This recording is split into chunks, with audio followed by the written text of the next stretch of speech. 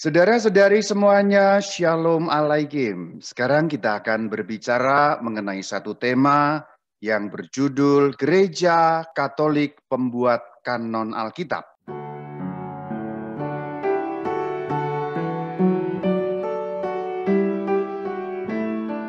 Gereja Katolik kita sudah tahu, kanon secara singkat adalah daftar isi. Maka kanon Alkitab, daftar isi Alkitab. Dalam arti apa? Kitab-kitab mana sajakah yang termasuk sebagai kitab suci? Itulah yang dimaksudkan sebagai kanon Alkitab. Dan sesungguhnya yang mengumpulkan kitab-kitab yang sebelumnya berserakan di mana-mana itu siapa? Gereja Katolik. Karena apa? Karena sebelum berwujud Alkitab, kitab-kitab itu berada di tempat terpisah-pisah. Surat Roma ada di Roma, surat Korintus ada di Korintus, surat Efesus dan lain sebagainya. Injil yang 4 pun tempatnya terpisah-pisah. Siapa yang mengumpulkan? Gereja Katolik. Kemudian setelah dikumpulkan pun tidak langsung semua mengakui sebagai Alkitab. Karena apa? Karena ada beberapa kitab-kitab yang diperdebatkan, kitab atau surat yang diperdebatkan. Nah, siapa yang kemudian menyelesaikan perdebatan itu dan menetapkan kanon Alkitab? Jawab sama-sama, Gereja Katolik. Kita akan lihat. Dan seperti biasa, saya akan menyampaikan materi ini dengan mengutip beberapa hal dari tradisi suci. Sehingga Anda sebagai umat Katolik akan lebih memahami lagi bagaimana sejarah terbentuknya Alkitab. Bagaimana Gereja Katolik mengumpulkan kitab-kitab. Bagaimana Gereja Katolik menetapkan kanon kitab suci sejak dari awal mula yang berpangkal pada iman para rasul atau dalam iman apostolik berarti nyambung sejak zaman para rasul. Kita mulai bagian pertama dengan kisah belum selesai.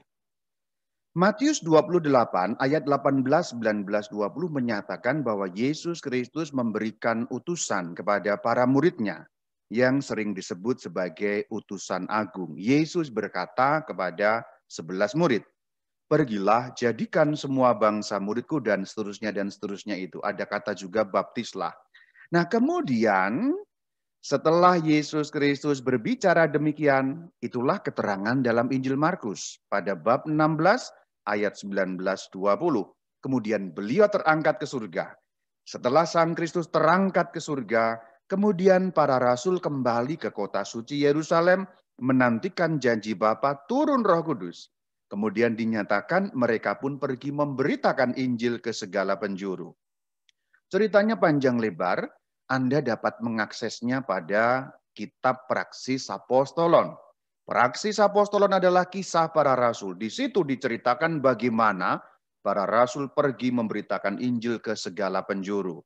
Sekarang saya mau menunjukkan bagian terakhir dari kisah para rasul, yaitu kisah para rasul 28 ayat 30 dan 31. Ayat terakhir itu ayat 31. Saya bacakan. Dan Paulus, ini konteksnya ada di Roma, Paulus ditahan dalam tahanan rumah untuk menantikan persidangannya di depan kaisar, sehingga ada di kota Roma. Maka dapat dibaca, di kota Roma, Paulus tinggal 2 tahun penuh di rumah yang disewanya sendiri. Dengan terus terang dan tanpa rintangan apa-apa, ia memberitakan kerajaan Allah dan mengajar tentang Tuhan Yesus Kristus. Cerita dalam kisah para rasul berhenti di sini. Seakan-akan Rasul Paulus hilang di Roma. Ini ceritanya mirip dengan kisah Rasul Petrus. Rasul Petrus bahkan hanya sampai pada bab 15 dari Praksis Apostolon. Seakan-akan kemudian hilang. Padahal Rasul Petrus tidak hilang. Anda dapat menontonnya dalam serial Rasul Petrus, mulai dari Yerusalem, Antioquia sampai Roma. Akan Anda tahu di sana bahwa menurut tradisi suci murid-muridnya Yesus Kristus, ternyata Rasul Petrus tidak hilang, saudara. Dan itu ceritanya masih nyambung. Demikian juga Rasul Paulus. Tetapi kalau kita hanya mengandalkan Alkitab, kita berhenti pada kisah para rasul, ternyata ceritanya seakan-akan berhenti sampai di sini. Keterangan terakhir dalam kisah para rasul ayat 31 pada bab 28 seperti itu. Ia mengajar tanpa rintangan, selesai. Itu tidak ada apa-apa. Benarkah demikian? Tentulah tidak. Jadi ini sebenarnya cerita yang belum selesai. Kalau orang mengatakan hanya Alkitab yang bisa dipercaya, lalu apakah sudah selesai? Bagaimana nasibnya Rasul Paulus? Bagaimana juga nasibnya Rasul Petrus? Tidak ada ceritanya kan? Maka Alkitab sekali lagi tidak cukup. Apakah ada lanjutannya? Ada. Tetapi kalau kita hanya mengandalkan Alkitab, mentok sampai di sini. Kisah Rasul 28 ayat 31. Mentok sudah, tidak ada apa-apa lagi, sepi. Kalau, sekali lagi saya katakan, kalau hanya sola scriptura, hanya Alkitab satu-satunya. Tetapi kita tahu ada lanjutan cerita. Maka kalau orang Katolik mengetahui bahwa kisah itu tadi masih berlanjut. Kenapa kisah dapat berlanjut? Karena ada mata rantai yang tidak terputus. Jadi kisah yang diceritakan dalam kisah para rasul tadi, itu belum selesai dan kita tahu masih berlanjut karena ada mata rantai yang tidak terputus. Maksudnya apa? Di dalam gereja Katolik ada mata rantai yang tidak terputus dari awal mula. Awal mulanya itu siapa sih? Para rasul. Nyambung kepada siapa? Para uskup sebagai pengganti-pengganti para rasul. Berarti kisah mengenai Rasul Petrus, kisah mengenai Rasul Paulus, dan rasul-rasul yang lain tersimpan dengan jelas, tersimpan dengan lengkap di dalam tradisi suci gereja Katolik karena ada mata rantai yang tak terputus. Gereja Katolik kekuatannya apa? Mata rantai yang tak terputus. Sekte-sekte yang lain, Kristen yang non-Katolik, itu terputus pada abad 16. Karena kalau dilacak kurang dari abad 16, 15, 14, apalagi sampai abad-abad awal putus ceritanya. Tetapi gereja Katolik punya mata rantai yang tidak terputus. Dan itu diajarkan dalam KGK artikel 77. Katekismus Gereja Katolik. Bunyinya demikian. Adapun supaya Injil senantiasa terpelihara secara utuh dan hidup di dalam gereja, para rasul meninggalkan uskup-uskup sebagai pengganti-pengganti mereka yang mereka serai kedudukan mereka untuk mengajar. Perhatikan, para rasul meninggalkan uskup-uskup sebagai pengganti-pengganti mereka. Itulah yang dimaksudkan sebagai suksesi apostolik. Para rasul dilanjutkan uskup-uskup terus nyambung dari zaman ke zaman sampai detik di mana saya ngomong ini. Di dalam gereja Katolik ada mata rantai tak terputus dalam istilah teknis suksesi apostolik. Itulah kekuatan gereja Katolik. Maka gereja Katolik bisa memegang kebenaran sejak zaman para rasul karena nyambung mata rantainya, tidak ada putusnya. Karena ada suksesi apostolik. Successio apostolica dalam bahasa Latin. Successio penerusan, apostolika dari kata apostolos, apostolik artinya rasul. Berarti meneruskan kedudukan rasul untuk mengajar. Selanjutnya kita lihat bagaimana suksesi apostolik itu. Para rasul nyambung kepada para uskup. Dan para uskup mengangkat uskup seterusnya lagi, nyambung terus. Kita beri contoh saja pada uskup Roma. Awalnya Rasul Petrus sebagai uskup Roma yang pertama. Pemimpin jemaat di Roma yang pertama. Nyambung pada Linus, Cletus, Clemens, dan seterusnya. Sampai hari ini adalah uskup Roma yang sekarang memimpin gereja yang namanya asli Jorge Bergoglio atau dengan gelar Paus Fransiskus yang sama-sama kita hormati dan cintai itu. Itu nyambung dari Paus Fransiskus kalau ditarik ke belakang ada mata rantai yang tak terputus. Itulah sekali lagi kekuatan gereja Katolik. Selain kekuatan yang lain berakar pada sejarah. Itulah kekuatan gereja Katolik. Kekuatan gereja Katolik itu selain suksesi apostolik juga historis. Maksudnya apa? Semua ada landasan-landasan kesejarahannya sehingga semua dapat dilacak. Maksudnya begini. Maksudnya adalah bahkan Injil-Injil palsu pun, Injil-Injil sesat pun, Injil-Injil gnostik pun, bahasa gampangnya Injil-Injil palsu disimpan dalam gereja Katolik. Tidak ada kitab-kitab zaman kuno yang dimusnahkan.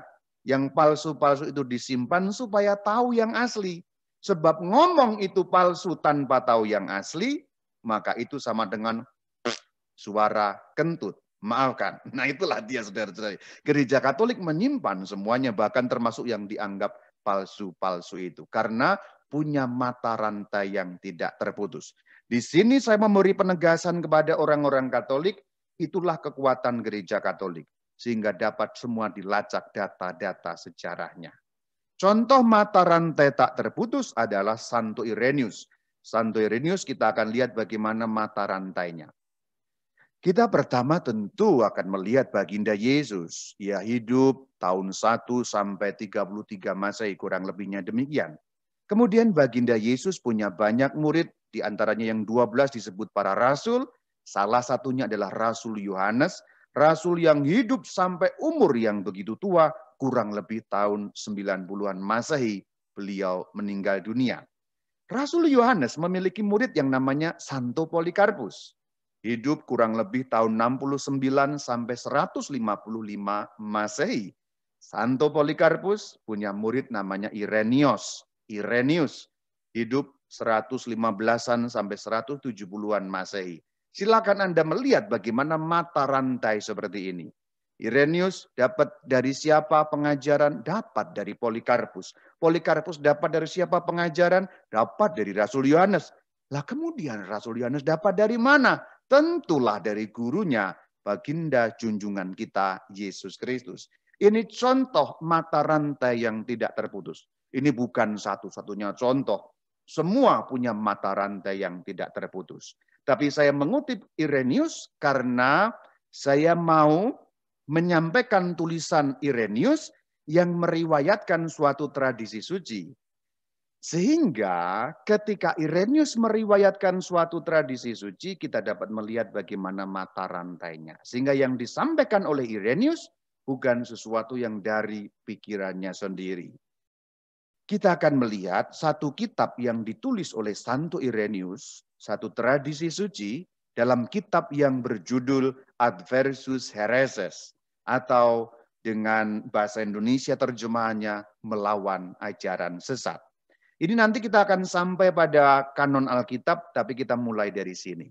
Sehingga Anda juga tahu bagaimana kesejarahan Alkitab. Alkitab kita bukan tiba-tiba gedebuk jatuh dari langit, bukan demikian. Juga bukan jatuh dalam keadaan sudah terbendel seperti yang kita punya, tidak. Tapi ada proses yang mendahulinya. Dan kalau kita membuka tradisi suci akan sangat jelas. Kita lihat dalam AHA. Saya singkat AHA supaya gampang.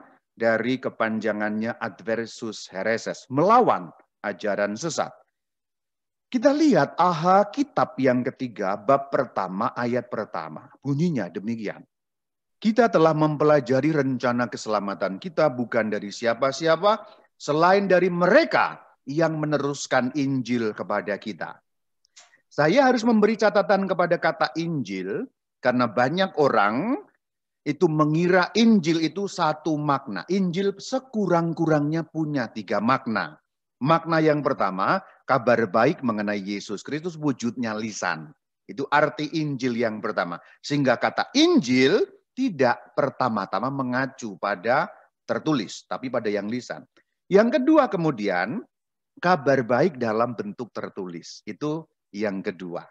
Yang ketiga, lebih khusus lagi bentuk sastra tertentu. Jadi Injil di sini itu dalam arti yang pertama, yaitu kabar baik yang masih dalam bentuk lisan. Kita lihat. Selanjutnya masih pada ayat yang sama. Dengan kehendak Allah disampaikan kepada kita dalam Alkitab untuk menjadi landasan dan penopang iman kita. Jadi yang pertama masih lisan, kemudian sekarang ada kata Alkitab dalam bunyi aslinya Scriptura, harafiah berarti kitab-kitab. Harafiah berarti kitab-kitab. Maka di sini sudah ada bentuk yang tertulis, ada prosesnya. Dan nanti Santo Irenaeus melukiskan bagaimana proses itu, dan nanti kita juga akan perkuat dengan kesaksian dari Eusebius. Sekarang kita lihat selanjutnya. Masih pada ayat yang sama. Setelah Tuhan kita bangkit dari wafat, rasul-rasul pergi ke ujung-ujung bumi untuk mewartakan kabar baik yang dikirimkan Allah bagi kita dan untuk mengabarkan damai surgawi bagi manusia. Perhatikan yang dicetak warna kuning, mewartakan kabar baik. Jadi ini Injil dalam arti pertama, masih lisan. Mewartakan berarti lisan. Kemudian Santo Irenaeus merinci bagaimana pewartaan kabar baik dan juga yang kemudian awalnya lisan lalu tertulis itu kemudian disampaikan kepada kita. Kita lihat bagaimana rinciannya. Awalnya lisan lalu tertulis masih pada ayat yang sama. Perhatikan baik-baik. Matius menerbitkan sebuah Injil tertulis di antara orang-orang Ibrani dalam dialek mereka sendiri. Sementara itu, Petrus dan Paulus berkhotbah di Roma dan mendirikan fondasi gereja. Disebut nama 3 orang. Pertama disebut Matius. Menurut riwayat dari Santo Irenaeus, rupanya Injil Matius ditulis aslinya dalam bahasa Ibrani. Perhatikan, menulis sebuah Injil tertulis dalam dialek mereka sendiri. Berarti dalam dialek apa? Dialek Ibrani. Beberapa ahli menafsirkan Ibrani yang dimaksud di sini juga bahasa Aram. Karena pada zaman kuno dianggap Aram salah satu dialek Ibrani atau orang-orang sering juga menyebut bahasa Aram sebagai bahasa Ibrani. Perhatikan ada kata Injil tertulis. Ini menggarisbawahi yang saya katakan tadi di bagian awal, bahwa Injil punya 3 arti. Sekarang ketika membahas mengenai Matius, ini arti yang kedua, yaitu kabar baik mengenai Yesus dalam bentuk tertulis. Itulah kenapa Santo Irenaeus memberi keterangan tertulis. Karena kalau hanya kata Injil, itu masih terbuka pada penafsiran apakah yang lisan, apakah yang tertulis, apakah bentuk sastra tertentu. Maka dengan kalimat Injil tertulis, paling atas silakan lihat ya. Matius menerbitkan sebuah Injil tertulis, berarti sudah ada kitab yang ditulis oleh Matius. Tokoh yang kedua Petrus, yang ketiga Paulus, yang ditulis serangkai Petrus dan Paulus. Selanjutnya, masih pada ayat yang sama. Setelah mereka, apa yang dimaksud mereka tentu yang disebut terakhir. Setelah Petrus dan Paulus, itu maksudnya.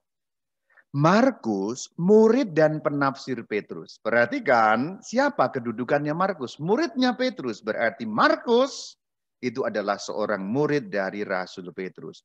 Meneruskan kepada kita dalam bentuk tertulis apa yang dikhotbahkan Petrus. Inilah orang yang menulis Injil. Perhatikan bahwa Markus meneruskan kepada kita, kata meneruskan, dalam bahasa Latin itu berbunyi traditio, tradere, traditio. Atau kalau mau kita terjemahkan harafiah, Markus memberi kita tradisi dalam bentuk tertulis. Itulah kenapa saya sering katakan, Alkitab itu tradisi dalam bentuk tertulis. Sebenarnya begitu. Maka menolak tradisi, menolak Alkitab, karena Alkitab itu tradisi dalam bentuknya yang tertulis. Perhatikan bagaimana prosesnya. Markus meneruskan kepada kita bentuk tertulis. Dari apa? Dari yang dikhotbahkan. Dikhotbahkan berarti bentuknya lisan. Jadi ada kemudian proses lanjutan. Masih pada ayat yang sama, Lukas yang dibahas. Demikian pula Lukas, rekan Paulus. Perhatikan, semua diberi predikat. Yang bagian Markus tadi dikatakan murid dan penafsir Petrus. Mungkin ada yang bertanya, loh kok bagian depan tadi Matius nggak diberi predikat Romo? Karena sudah jelas, Matius adalah murid baginda Yesus. Maka ketika ia menuliskan Injilnya, karena dia saksi mata, ini tidak perlu bersumber pada yang lain. Tapi begitu menginjak pada Markus diberi keterangan, muridnya Petrus, penafsirnya Petrus. Begitu sampai pada Lukas juga diberi keterangan, rekannya Paulus. Sehingga kita tahu bahwa Lukas membukukan apa yang dikhotbahkan Paulus. Perhatikan kalimat lanjutannya. Demikian pula Lukas rekan Paulus membukukan Injil yang dikhotbahkan Paulus. Perhatikan kata Injil yang dikhotbahkan. Berarti ada bentuk lisan yang akhirnya dituliskan. Ini prosesnya jelas sekali. Tradisi suci gereja jelas sekali menceritakan bagaimana proses itu. Selanjutnya Yohanes juga tidak diberi keterangan apa-apa, langsung saja murid Tuhan. Yohanes murid Tuhan, ini mau memberi penekanan bahwa dia adalah saksi mata. Yang juga bersandar pada dadanya, langsung diberi keterangan yang lebih jelas lagi. Siapa lagi selain Yohanes yang lebih dekat kepada Tuhan Yesus, kira-kira begitu. Maka kesaksiannya bisa dipercaya dan layak dipercaya. Yohanes menerbitkan sendiri sebuah Injil, dalam arti kitab, karena menerbitkan berarti menulis, ketika ia tinggal di Efesus di Asia. Kalau kita membuka-buka Injil Yohanes, apakah keterangannya ada? Ayatnya ada, bahwa itu ditulis atau diterbitkan di kota Efesus yang termasuk Asia itu. Dari Injil Yohanes sendiri. Kalau di Injilnya tidak ada. Apakah ada keterangan, ini aku yang menulis Yohanes, murid Tuhan yang bersandar pada dadanya? Dalam Injilnya sendiri bahkan keterangannya hanya dikatakan murid yang dikasihi ya. Namanya pun tidak ada. Tetapi kita kemudian tahu dari mana? Dari tradisi suci. Kalau hanya bertanya itu ayatnya di mana bahwa itu namanya Injil Yohanes, mencret. Kalau saya tanya, Kevin, Injil yang nomor 4 itu namanya apa Kevin? Tolong dijawab. Injil Yohanes. Oke, baik Kevin. Ayatnya di mana Kevin bahwa itu namanya Injil Yohanes? Ayatnya di tradisi suci. Berarti saudara-saudari bahkan nama-nama Injil pun baru kita ketahui bukan dari ayat Alkitab. Tapi dari tradisi suci gereja. Tadi juga Lukas, Markus, Matius juga. Jadi artinya kalau kita hanya mengandalkan ayat-ayat Alkitab, kemudian saya tanya, itu Injil pertama namanya apa, Kevin? Matius, Rama. Matius. Ayatnya di mana yang menunjukkan itu Injil Matius? Mencret kau, tidak ketemu ayatnya, sebab memang tidak ada ayatnya.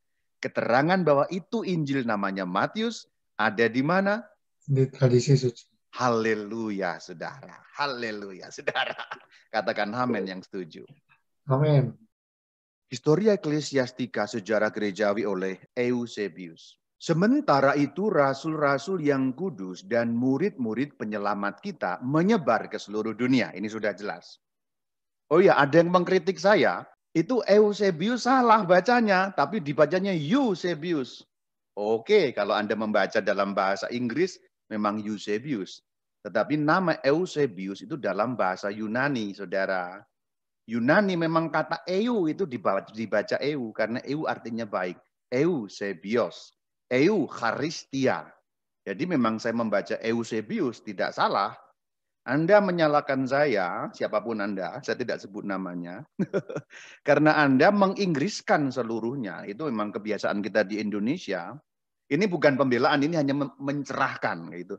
Maksud saya sebelum Anda menyalahkan, belajarlah gitu loh. Sebelum menyalahkan, belajarlah. Saya bukan berarti tidak mau disalahkan. Kalau memang salah, salahkan saya. Tapi kalau saya benar, jangan buru-buru menyalahkan. Karena kita berhadapan dengan suatu wawasan. Ini menyimpang, tapi untuk memberi pencerahan juga. Di Indonesia kalau kita ngomong bahasa Latin atau bahasa yang umum Latin lah, itu di Inggris-Inggriskan, padahal nggak begitu. Yunani dan Latin itu umumnya sesuai dengan yang dituliskan. Eusebios, Eusebius, Eusebius, Eusebius, Eucharistia, Eucharistia, dibaca eu, memang eu. Angelion, memang eu. Jadi bukan you gitu, bukan. Itu karena Anda menginggriskan. Dan memang kebiasaan kita di Indonesia yang Latin-Latin itu diinggriskan memang. Bonafide, dulu zaman dulu populer kata itu. Sebenarnya Bonafide saja. Tulisannya Bonafide itu dibaca lumrah saja, Bonafide karena itu bahasa Latin. Atau kalau orang lulus nilainya bagus, cum laude. Saya disalahkan ngomong cum laude. Itu bacanya cum laude, Romo. Ya. Cum laude, karena Latin dibaca seperti yang tertulis. Oke, itu menyimpang, hanya mau memberitahu saya, biasakan cross-check, cek dan recheck sebelum mengatakan orang lain salah. Nah, itu sesuatu yang perlu sekali. Salah itu Romo, tapi Anda cek recheck dulu dan perluas dulu wawasan sebelum menyalahkan orang. Nah, itu seperti itu. Kita lanjutkan ke sini. Di dalam HE, Historia Eklesiastika, masih pada bagian yang sama tadi, kitab ketiga, bab 1 ayat 1, kita lihat bagaimana penyebarannya. Awalnya dikatakan menyebar ke seluruh dunia. Sekarang dikatakan menurut tradisio, Parsia diserahkan kepada Thomas sebagai ladang karyanya. Skythia kepada Andreas. Asia kepada Yohanes yang meninggal di Efesus setelah sekian lama tinggal di Asia. Ada 3 orang yang disebut, Thomas, Andreas, Yohanes. Itu bagaimana mereka berkarya disebutkan satu wilayah-wilayah tertentu. Kemudian pada ayat yang kedua, Petrus muncul berkhotbah di Pontus, Galatia, Bitinia, Kapadokia, dan Asia kepada orang-orang Yahudi di perantauan. Kita sudah pernah bahas. Akhirnya ia pergi ke Roma, jelas sekali ke Roma, disalibkan dengan kepala di bawah, salib terbalik. Sebab ia sendiri meminta cara demikian. Salib terbalik, salibnya Petrus, nanti Anda bisa lihat juga di YouTube-nya Katkit. Selanjutnya, di dalam Historia Ecclesiastica, kitab yang ketiga, bab yang kedua, ayat pertama. Setelah kemartiran Paulus dan Petrus, berarti mereka di Roma menjadi martir, Paulus dipenggal kepalanya, Petrus disalibkan, minta dibalik, mereka menjadi martir, Linus diangkat menjadi uskup gereja Roma. Berarti Linus menggantikan Rasul Petrus. Kita ingat bahwa saudara-saudari, uskup Roma, uskup gereja Roma sama dengan Bapa Suci, sama dengan Paus. Meskipun istilah Paus belum ada pada zaman para rasul. Istilah Paus perkembangan selanjutnya sebagai istilah teknis maksud saya. Tapi istilah uskup sudah ada. Karena istilah uskup adalah istilah yang muncul di dalam perjanjian baru. Bunyinya dalam bahasa Yunani episkopos atau episkopoi kalau jamak. Sayangnya diterjemahkan dalam bahasa Indonesia sebagai penilik jemaat. Tidak muncul. Padahal kalau diterjemahkan harafiah, uskup, episkop, episkopos, episkopus, episkopoi. Nah itu. Jadi di sini Linus menggantikan Rasul Petrus. Sebagai apa? Paus. Paus yang kedua sebagai uskup gereja Roma. Dan kemudian ada keterangan. Ini nanti nyambung kepada Alkitab. Paulus menyebutnya, yang dimaksud Linus. Karena yang dibicarakan Linus. Berarti Paulus menyebut Linus ketika menulis surat dari Roma kepada Timotius dalam salam bagian akhir surat itu. Ini ada keterangan, surat yang ditulis kepada Timotius ternyata ditulis dari Roma. Silakan Anda buka surat kepada Timotius. Ada enggak dari Paulus yang sedang ada di mana? Tidak ada keterangannya. Hanya memang tersirat ada, namun kalau mau lihat keterangan yang rinci dan jelas, kita harus buka tradisi suci. Kita lihat bahwa rupanya Paulus menyebut Paus yang kedua di surat Timotius. Di surat yang keberapa? Ternyata di surat yang kedua pada bab yang keempat ayat 21. Sekarang ini Alkitab, saya kutip ayatnya. Berusahalah kemari sebelum musim dingin. Salam dari Ebulus dan Pudes dan Linus dan seterusnya. Jadi kalau kita membaca 2 Timotius 4 ayat 21 ada kata Linus. Linus yang dimaksud adalah Linus uskup Roma. Linus yang diangkat menjadi uskup gereja Roma atau sebagai paus. Itu yang disebut dalam 2 Timotius 4 ayat 21. Kalau kita hanya mengandalkan Alkitab ya kita tidak tahu itu nama-nama itu siapa. Tapi dengan membuka ini lalu kemudian kita menjadi tahu. Kita buka selanjutnya, masih pada HE, pada kitab yang ketiga, bab yang keempat, ayat yang keenam. Demikianlah tercatat, dikatakan tercatat. Akhirnya juga tercatat kan tradisi suci. Timotius adalah orang yang pertama menjadi uskup Efesus. Titus, uskup Kreta. Berarti sebenarnya kalau dalam bahasa sekarang itu Timotius, Titus tuh nggak boleh dipanggil nama sembarangan gitu. Harusnya dipanggil apa, Bin, kalau zaman sekarang? Bapak Uskup. Bapak Atau yang Uskup mulia. Timotius atau Atau Monsinyur Monsinyur. Timotius atau yang mulia Titus gitu ya. Kita cuman kalau ngomongin itu Titus aja di sini. Kan gitu kan Timotius, Titus. Kalau kita sekarang kan seakan-akan seperti itu kan. Padahal mereka Iya, ini betul. tokoh-tokoh penting. Dan ikonnya pun menggambarkan begitu. Sekarang kita bicara ikon sebelah kanan tuh ikon gereja timur, Katolik timur tuh. Baca, Vin. Tulisan pada ikonnya, Vin.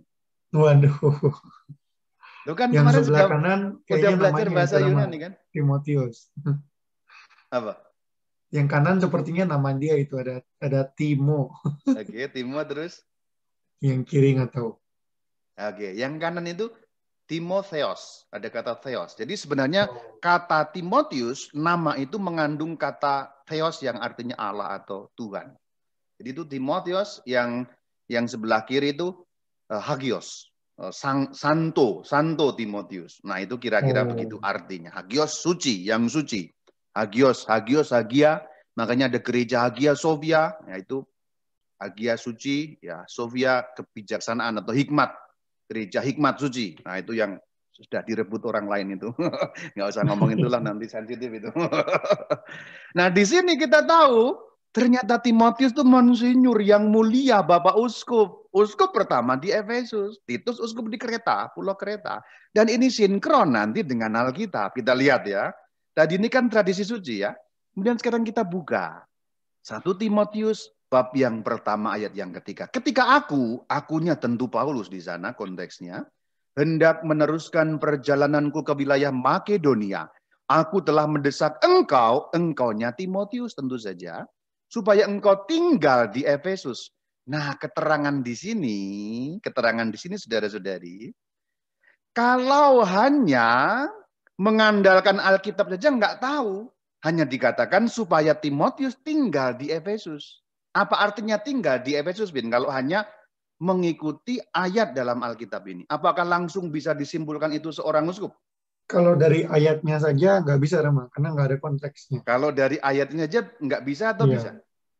Kalau dari tinggal doang ya belum tentu uskup kan. Siapa tahu dia dari mana gitu pengen menetap di Efesus. Ya, hanya dikatakan supaya tinggal menetap gitu kan?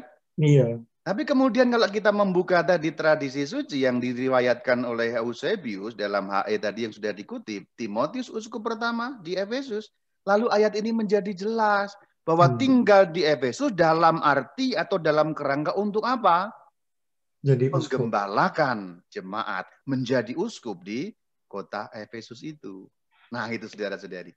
Lalu Berarti menjadi kayak jelas. ditugaskan ya, Rama? Ditugaskan. Ini jadi penugasan. Kalau yang Titus memang agak jelas. Sekarang kalau kita buka yang Titus ya, yang Timotius belum terlalu jelas. Kalau Titus agak jelas meskipun kalau hanya berdasarkan ayatnya belum langsung jelas. Hanya dikatakan Titus ditinggalkan di Kreta, tapi ada maksudnya supaya mengatur dan menetapkan penatua. Tapi artinya apa di situ? Baru kemudian kalau kita membuka tradisi suci menjadi jelas. Oh, Titus uskup Kreta. Oh, lalu menjadi masuk akal dikatakan perlu diatur, berarti Titus mengatur. Siapa yang bisa mengatur? Episkopos tentu saja. Lalu engkaunya Titus, perhatikan baris kedua dari bawah. Engkau Titus menetapkan penatua-penatua. Penatua kata aslinya apa, Win, dalam bahasa Yunani? Presbiteros. Presbiter, berarti seperti saya inilah, romo.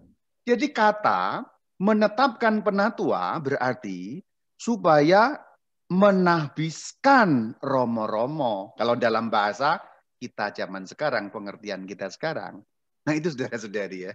Jadi sebenarnya ayat-ayat Alkitab ini yang masih samar-samar sangat jelas ketika kita membuka tradisi suci. Itu maksudnya. Maka sangat jelas Titus itu uskup di Kreta dengan jelas. Kalau kita memahami ini, Vin. Sekarang kalau membaca Titus 1 ayat 5, seandainya belum membaca yang tadi, tradisi suci menurut Eusebius tadi, langsung sudah jelas atau belum nih? Titus 1 ayat 5. Kalau yang Titus, kalau orang Katolik harusnya jelas, Rama. Karena yang dilakukan kan memang yang biasa dilakukan uskup, menabiskan imam-imam. Tetapi itu tuh masih samar-samar ya?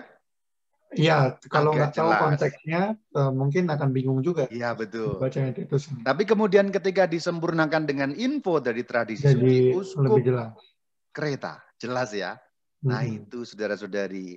Maka berpeganglah teguh, lanjutkan ayatnya, pada ajaran yang kamu terima dari kami, baik dalam bentuk lisan maupun tertulis. Nah, itu harus hafal. Ayatnya di mana?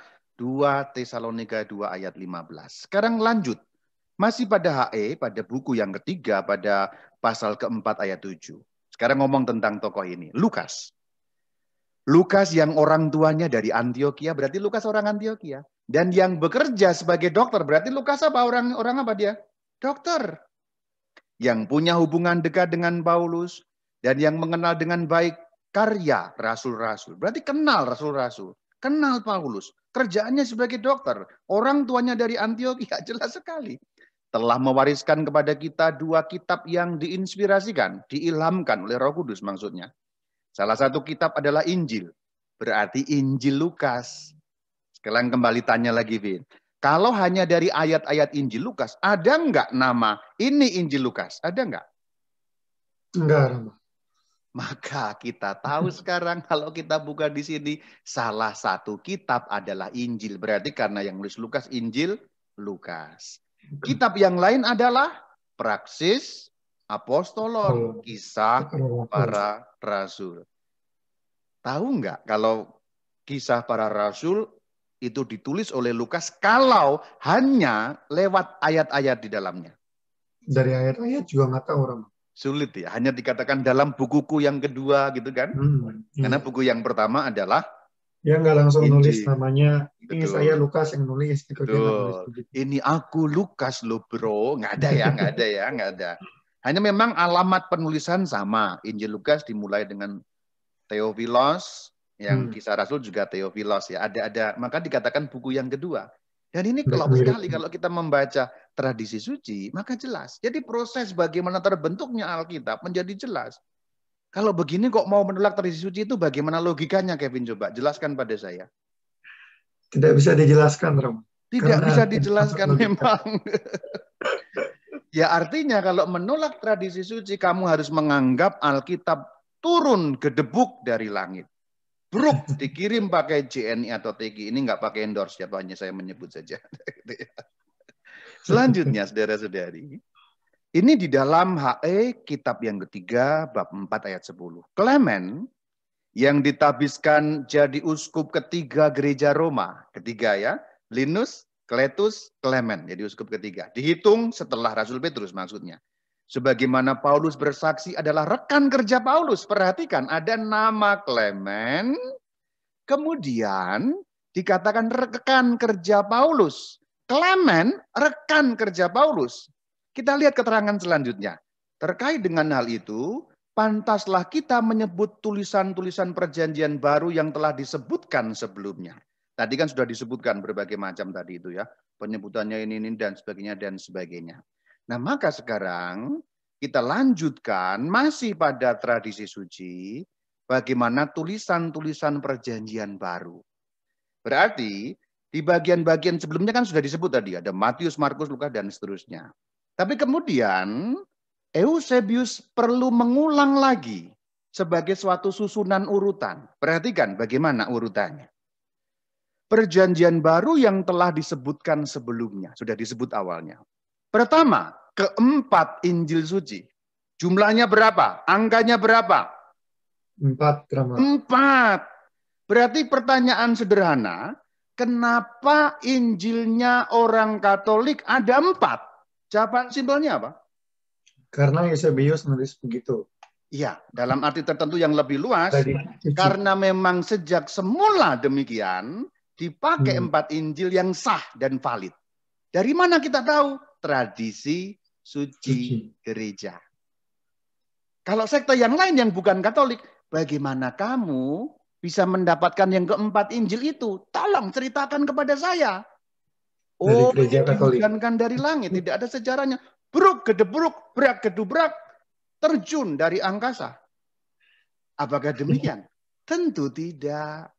Jadi kalau orang Katolik membuka tradisi suci jelas sekali. Kenapa orang Katolik mengimani 4 Injil? Karena demikian sejak zaman para rasul. Karena demikian ditradisikan kepada kita. Karena demikian diteruskan kepada kita. Salah satunya itu Eusebius. Tidak hanya ini satu loh, ini ada beberapa yang menyebutkan. Selanjutnya Praksis Apostolon. Setelah itu, berarti ini sudah memperlihatkan urutan ya. Perhatikan ya. Sudah kelihatan belum, Vin, urutannya? Sudah kayak sekarang ya? Iya, Injil suci, kisah para rasul, surat-surat Rasul Paulus. Surat-surat Rasul Paulus. Kita buka selanjutnya di dalam HE, kitab yang ketiga, bab 25 ayat 2. Setelah itu, maksudnya setelah kisah para rasul susunannya, gitu ya. Surat-surat Paulus, selanjutnya dalam urutan adalah surat pertama Yohanes, lalu surat pertama Petrus. Setelah itu, pantaslah ditempatkan Wahyu. Di bagian ini sudah sama dengan urutan kita sekarang atau belum, Bin? Mungkin ada yang belum masuk, mungkin Rama. Yes, ada yang belum masuk dalam arti, kalau kita perhatikan urutan ini ternyata belum persis seperti urutan kita sekarang. Kenapa? Ada masalahnya.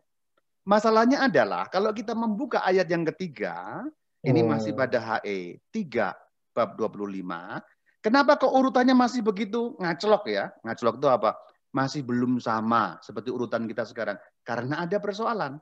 Persoalannya itu ditulis di sini. Di antara tulisan-tulisan yang diperdebatkan, berarti ada surat-surat atau kitab-kitab yang masih menjadi perdebatan, ini masuk Alkitab atau tidak.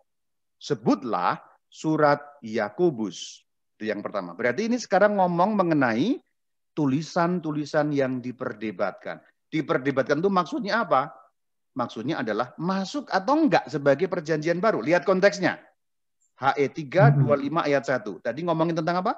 Soal urutan. Tulisan perjanjian baru. Berarti diperdebatkan mengenai perjanjian baru. Artinya, kalau kita membuka di sini, yang diperdebatkan adalah tulisan-tulisan berikut ini masuk atau tidak. Apa artinya diperdebatkan, Bin? Ada yang setuju, ada yang nolak. Betul. Yes. Ada yang menyatakan ini masuk perjanjian baru. Ada juga yang mengatakan ini tidak. Berarti belum ada kata sepakat di antara gereja-gereja yang memakai. Sebutlah, berarti di situ ada yang diperdebatkan surat Yakobus. Kemudian surat Yudas. Kemudian surat kedua Petrus. Lihat, yang diperdebatkan adalah surat kedua Petrus. Kenapa? Yang pertama tadi sudah masuk, perhatikan. Lalu surat pertama Petrus. Berarti surat pertama Petrus otentik. Pada zaman itu semua yakin itu sungguh dari Petrus. Ada bukti-bukti otentiknya. Tetapi surat kedua Petrus di situ kita perhatikan diperdebatkan. Berarti ada yang mengakui, ada yang tidak, belum sepakat. Lalu selanjutnya surat kedua dan ketiga Yohanes. Jadi yang ketiga dan yang kedua. Kenapa kok yang pertama enggak? Karena sudah disepakati. Nah, sudah disepakati. Perhatikan ya. Yang ayat 2, surat pertama Yohanes. Sudah enggak masalah. Jadi yang dipermasalahkan ada beberapa. 1, surat Yakobus. 2, surat Yudas. 3, surat kedua Petrus. 4 dan 5, surat kedua dan surat ketiga Yohanes. Perhatikan bahwa ada yang diperdebatkan. Kalau ada perdebatan berarti belum sepakat. Artinya apa? Belum jelas. Isi Alkitab itu apa? Ukurannya belum jelas. Kanonnya belum jelas. Karena itu, karena ada perdebatan, perlu ada kejelasan. Perlu ada ukuran. Yaitu ukuran iman. Ukuran atau kejelasan itu bahasa gampangnya disebut kanon. Kanon itu alat pengukur atau secara harafiah kita bisa tongkat pengukur. Tapi dalam makna apa? Dalam makna daftar isi Alkitab. Maksudnya mana saja nih kitab-kitab yang masuk dalam perjanjian baru atau dalam Alkitab. Berarti kan perlu ada kejelasan. Yang menyelesaikan perdebatan siapa? Gereja Katolik. Justru karena ada perdebatan pada awalnya, maka kemudian perlu kanon Alkitab untuk memperjelas. Saya perjelas sekarang, supaya kita bisa kembali ke cerita kurang lebih ratusan tahun yang lalu. Di antara orang-orang Kristen pada masa itu belum sepenuhnya sepakat. Tetapi ada surat-surat yang sudah jelas disepakati. Atau kitab-kitab yang sudah tanpa keraguan lagi. Keempat Injil tak pernah dilakukan. Matius, Markus, Lukas, Yohanes tidak pernah ada keraguan. Praksis apostolan ada keraguan enggak? Enggak. Tidak ada. Surat-surat Paulus demikian juga. Surat pertama Yohanes, surat pertama Petrus, dan kitab Wahyu kepada Yohanes juga tak pernah diragukan. Pada zaman kuno tuh, orang Kristen tuh belum jelas Alkitabnya itu kayak apa. Hanya kalau gereja Katolik menentukan kanon, baru nanti menjadi jelas. Jadi masih mau ngomong Alkitab gedubrak-gedubrak dari langit. Anda terima begitu saja. Tidak, ada prosesnya. Dan semua dicatat dalam gereja Katolik. Kita lihat sekarang. Kanon itu artinya apa? Saya langsung membuka KBBI saja. Artinya lumayan valid. Ada banyak arti, tapi saya ambil arti yang ketiga yang memang maksudnya itu. Kalau kita membuka KBBI, Kamus Besar Bahasa Indonesia, kanon buku-buku otentik yang dianggap bagian kitab suci itu Betul seperti itu. Jadi kanon itu apa? Kitab-kitab yang dianggap bagian dari kitab suci, itulah kanon. Daftar isi Alkitab bahasa gampangnya. Kita ingat di sini ya. Kenapa perlu kanon? Karena masih belum sepakat, belum jelas isi kitab apa. Ada yang termasuk Alkitab, ada yang tidak. Ada yang mengomong ini termasuk itu tidak. Maka perlu kejelasan atas pertanyaan ini. Jadi orang pada zaman itu bertanya, manakah kitab-kitab yang termasuk dalam Alkitab dan mana yang tidak? Ini pertanyaan mendasarnya ini. Penyusunan kanon, pembuatan kanon, bertolak dari pertanyaan sederhana. Manakah dari berbagai macam kitab ini yang termasuk Alkitab, bagian dari kitab suci, dan mana yang bukan bagian dari kitab suci? Nah itu pertanyaan mendasarnya. Kira-kira pada zaman Eusebius sudah jelas atau belum, Bin? Masih belum bentuk bandelan kayak sekarang. Yes, kitab-kitabnya sudah ada, tapi penerimaannya sebagai Alkitab masih berbeda. Belum menyeluruh. Belum menyeluruh. Tapi sudah ada yang diyakini ya. Nah kemudian kejelasan yang pertama datang dari Konsili Hippo dari tahun 393. Kita lihat bagaimana Konsili Hippo. Dalam Sinode Hippo, sinode atau konsili sama, sinodos, konsilium hanya beda sumbernya. Kalau sinodos itu dalam bahasa Yunani, konsilium itu dalam bahasa Latin ya. Kita lihat. Dalam Sinode Hippo yang dihadiri oleh 44 uskup Afrika Utara, salah satunya Santo Agustinus, uskup Hippo. Saya beri catatan sedikit. Pada tahun 400-an, Afrika Utara itu Kristen semua. Mulai dari Mesir, pokoknya nyambung. Yang kemudian pada tahun 700-an diislamkan oleh pasukan Islam. Karena kemudian dikuasai oleh pasukan Islam, nah kemudian menjadi Islam. Ya. Tapi ini konteksnya Islam belum ada. Tahun 300-an agama Islam belum ada. Sehingga kenapa ada 44 uskup di Afrika Utara? Karena memang itu wilayah Kristen. Boleh dikatakan pada zaman kuno, 4 abad pertama, bahkan nanti sampai abad 5 dan 6, seputar Laut Mediterania itu, Laut Tengah, kalau zaman sekarang ya berarti mulai dari Israel, Palestina, lalu nyambung ke utara Turki, negara-negara Balkan, lalu nyambung ke Eropa sampai ke barat Portugis, turun nanti ke Maroko, Aljazair, dan seterusnya, nyambung lagi nanti sampai Mesir. Seputar Laut Tengah itu semua Kristen. Maka ada begitu banyak uskup di Afrika Utara. Dan Afrika pada masa kuno merupakan pusat kekristenan juga. Ingat, kalau Anda nanti pengen tahu lebih lanjut, buka saja 4 gereja apostolik. 2 paus, 2 ortodoks. Anda bisa buka di dalam channel Katkit, video yang berjudul 4 gereja apostolik, 2 paus, 2 ortodoks. Itu menceritakan bagaimana pusat-pusat kekristenan. Pusat yang luar biasa besar di Afrika namanya Alexandria. Tapi kemudian ada pusat juga Kartago namanya Hippo juga. Jadi ada beberapa pusat.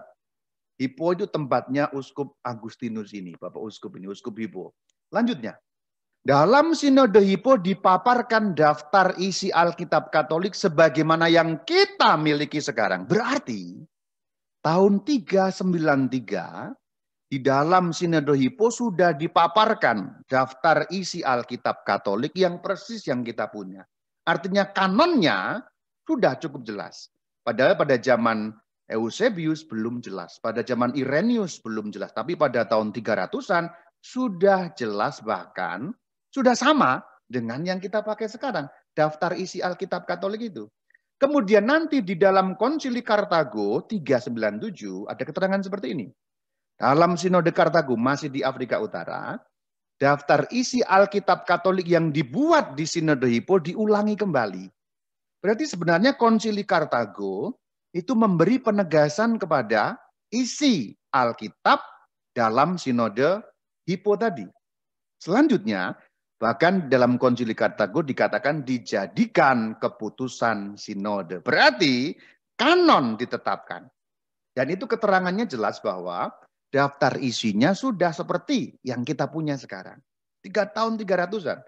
Kenapa nunggu sampai tahun 300-an? Karena ada banyak perdebatan.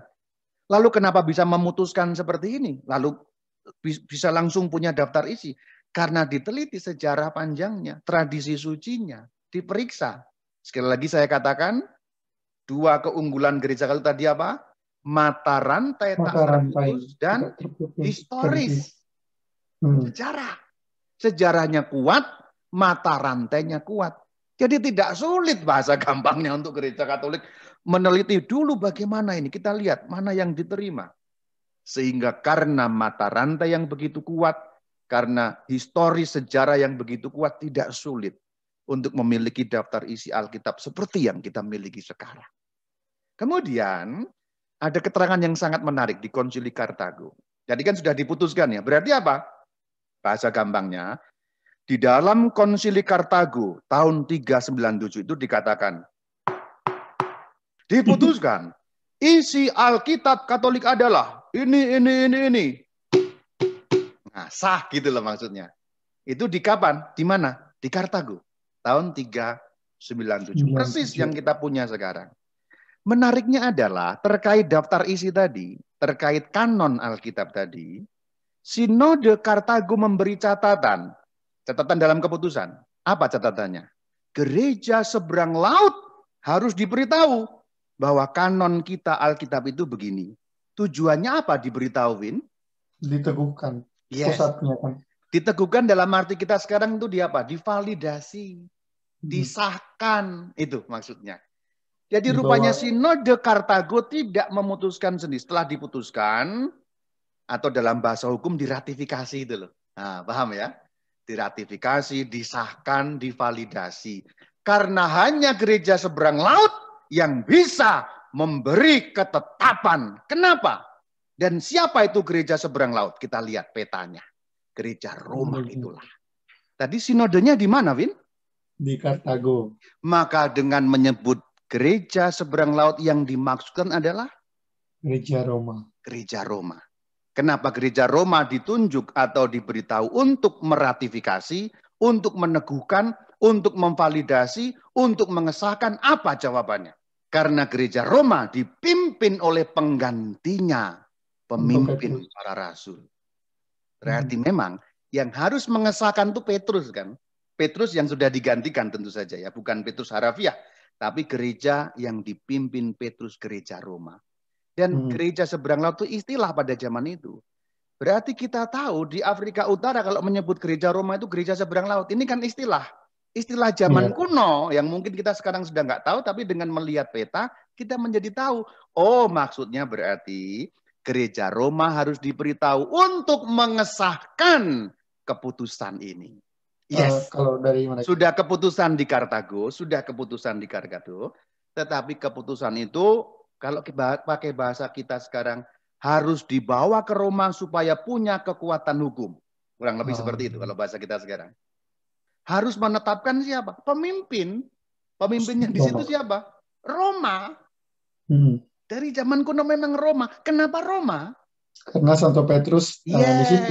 Yes. Nanti Anda buka ya serial Petrus itu. Petrus. Jadi gereja Katolik itu semua punya landasannya, dan kalau kita belajar iman gereja Katolik itu nggak bisa sepotong-sepotong karena semuanya nyambung. Kalau yang lain itu kan nyomot sesukanya yang disukai gitu. Sakramen kok 7, saya suka 2 saja, maka ngambil 2. Sakramen kok 2, saya sukanya 3, maka ngambil 3. Jadi iman Kristen yang di luar Katolik umumnya sifatnya kafetaria. Kafetaria itu prasmanan. Prasmanan itu ambil iman yang dia suka. Saya tidak suka tradisi, maka saya tidak ambil. Saya tidak suka paus, maka pausnya saya buang. Tahbisan saya tidak suka, tahbisan saya buang. Perjamuan kudus saya tidak suka, perjamuan kudus saya buang. Saya lebih suka keprok-keprok saja. Haleluya, saudara. Kenapa kalau saya ngomong seperti ini semangat sekali? Karena saya mau memberi energi ini kepada Anda. Energi untuk mempelajari iman Katolik yang sesungguhnya luar biasa. Ketika Anda tahu seluruh keping-keping itu Anda susun, oh gambarnya luar biasa. Masalahnya ini semua membutuhkan ketekunan. Kalau tidak tekun, Anda hanya tahu sekeping di situ, sekeping di sana, dan tidak nyambung. Padahal semuanya nyambung. Ibarat bangunan, semua itu tersusun bata demi bata. Itulah ajaran iman Katolik. Daftar isi Alkitab yang disahkan pada Konsili Kartago, yang sebelumnya sudah muncul di Konsili Hippo, yang disahkan oleh gereja Roma, gereja seberang laut, diteguhkan, disahkan tadi. muncul dalam KGK 120. Kalau Anda buka KGK itu muncul. Kita baca. Dalam tradisi apostolik, gereja menentukan kitab-kitab mana yang harus dicantumkan dalam daftar kitab-kitab suci. Daftar yang lengkap ini dinamakan kanon kitab suci. Di dalam KGK 120 dikatakan dalam tradisi apostolik. Dan dalam kesinambungan itu, dalam nyambungnya itu, atau dalam bahasa saya, dalam mata rantai yang tidak terputus itu, gereja Katolik menentukan. Jadi kalau menurut KGK 120, siapa yang membuat kanon Alkitab, Vin? Gereja Katolik. Gereja Katolik, saudara. Jadi kalau menurut KGK 120, maka saya judulnya di awal bisa sangat pede sekali. Gereja Katolik pembuat kanon Alkitab. Romo kok ngomong begitu? Landasannya di mana? Di mana, Vin, landasannya, Vin? Ya, yang dari tadi dijelasin, Rama. Dari tradisi terutama KGK 120 ini. Iya. Gereja menentukan. Berarti yang bikin kanonnya siapa? Kan gereja Katolik. Berarti kalau ada orang yang pakai Alkitab juga, setelahnya, berarti itu hanya nyomot dari gereja Katolik. Mohon maaf, ini saya tidak sedang menyindir siapapun, saya tidak sedang mendiskreditkan siapapun atau agama apapun, tapi saya sedang mengajarkan kebenaran berbasis pada sejarah. Jadi Alkitab itu dibuat oleh gereja Katolik, dikumpulkan oleh gereja Katolik, ditentukan oleh gereja Katolik, kanonnya dibuat oleh gereja Katolik. Nah, kemudian kalau ada yang pakai, Anda yang pakai Alkitab, sekarang ini saudara, siapapun Anda, Katolik atau bukan, berterima kasihlah kepada gereja Katolik yang sudah mengumpulkan kitab-kitab itu sehingga tidak hilang, yang sudah mengumpulkan kitab-kitab itu sehingga berkumpul, yang sudah menyelesaikan semua perdebatan kitab mana yang masuk, dan akhirnya menentukan, menetapkan. Katakan terima kasih kepada gereja Katolik. Terima kasih 1000, enggak cuma 1000. Jadi Anda yang pakai Alkitab, saya katakan berterima kasihlah kepada gereja Katolik yang mungkin Anda hujat-hujat, yang mungkin Anda salah-salahkan. Tapi hanya kalau ada gereja itulah Anda bisa pegang Alkitab begitu. Haleluya, saudara. Haleluya, saudara. Haleluya. Ini sekali lagi saya tidak mendiskreditkan siapapun, Dovin, ya. Ini kan fakta sejarah. Fakta sejarah. Fakta sejarah. Jadi ini saya murni mengajar menggunakan satu fakta sejarah. Selanjutnya, masih KGK 120. Kalimatnya kan agak panjang. Sesuai dengan itu, apa yang dimaksud itu? Karena kata yang disebut sebelumnya itu tradisi apostolik. Berarti sesuai dengan tradisi apostolik, perjanjian lama terdiri dari 46 atau 45 kalau Yeremia dan Ratapan digabungkan, dan perjanjian baru terdiri atas 27 kitab. Berarti kenapa gereja Katolik bisa mengatakan perjanjian lama ini loh, perjanjian baru ini loh, tradisi apostolik. Sejarahnya jelas, mata rantainya jelas, tak terbantahkan lagi. Dan kemudian malah KGK 120 menyebut satu persatu nama-namanya. Ini persis yang disebut dalam KGK, hanya saya menambahkan nomor. Yang saya beri tanda kurung itu nomor dengan warna merah itu saya tambahkan. Dalam aslinya tidak ada penomoran. Maksudnya adalah saya beri nomor supaya tahu jumlahnya gitu loh. Nomor itu saya tambahkan ya, kalau Anda membuka KGK nggak ada pakai nomor. Nah di dalam KGK, Alkitab Katolik itu seperti ini. Perjanjian lama itu Kejadian, Keluaran, Imamat, Bilangan, Ulangan. Terus ya, nyambung. 2 buku Makabe, maka 20 dan 21 seterusnya. Silakan Anda baca-baca sendiri ya.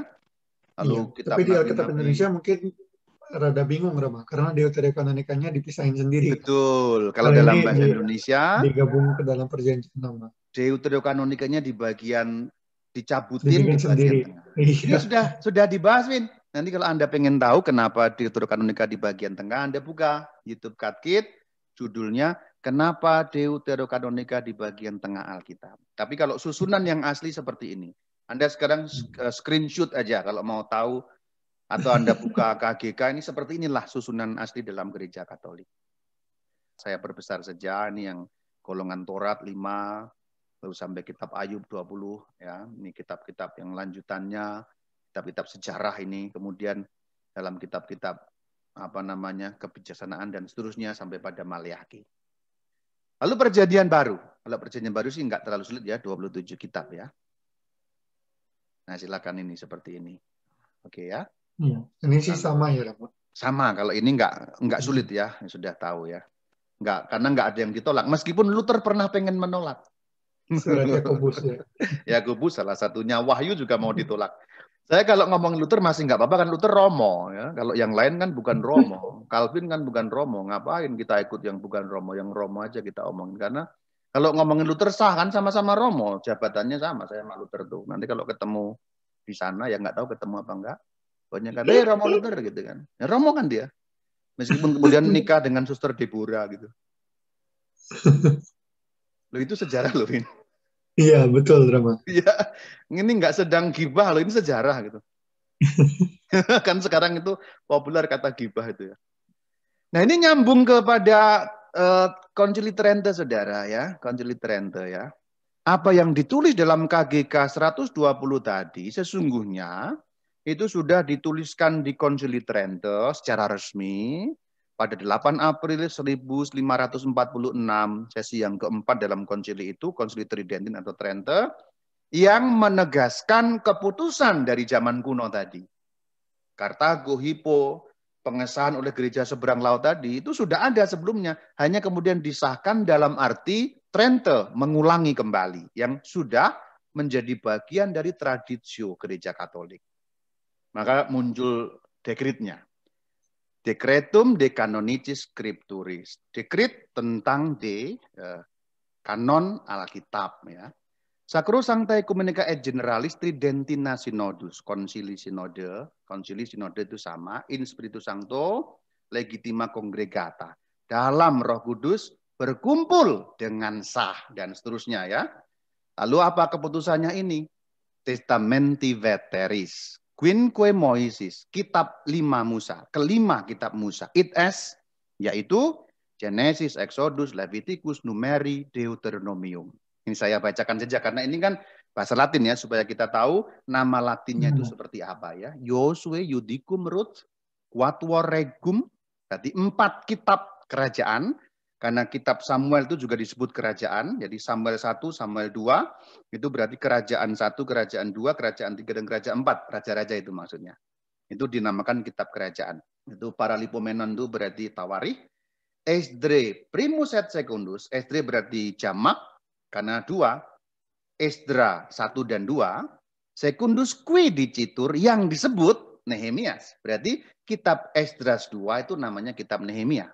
Tobias, Yudit, Esther, Iyob, Psalterium Davidicum, Centum, Quinquaginta, Psalmorum. Centum 100, kalau quinqua apa, Win? 50. Psalmorum, Mazmur-Mazmur. Parabole, Ecclesiastes, Canticum Canticorum, Sapientia, Ecclesiasticus, Isaias, Yeremias, cum Baruch. Jadi satu kitab, ngitungnya. Ezekiel, Daniel, duodecim profete minores. Apa, Win? 2 plus 10, 12. Profete, nabi. Minores, minor, kecil ya. 12 nabi kecil. It as, yaitu, dan seterusnya sampai terakhir. Sekarang Novi Testamenti. Quatuor Evangelia. Jadi 4 Injil. Secundum menurut Matthew, Markum, Luka, et Yohanem. Actus Apostolorum. Nah itu. Perhatikan bahwa dikatakan Actus Apostolorum A. Luca Evangelista Conscripti. Apa artinya? A itu oleh, Luka itu Lukas. Karena Latin itu kan ditasrif. Lukas, Lukam, Luke, Luka. Nah itu ya. A Luca Evangelista. Luca Evangelista itu maksudnya Lukas penulis Injil. Conscripti, ditulis. Jadi kisah para rasul yang ditulis oleh Lukas yang nulis juga Injil. Nah itu maksud. Dan seterusnya. Itu saya udahin dulu ya. Shalom alaikum.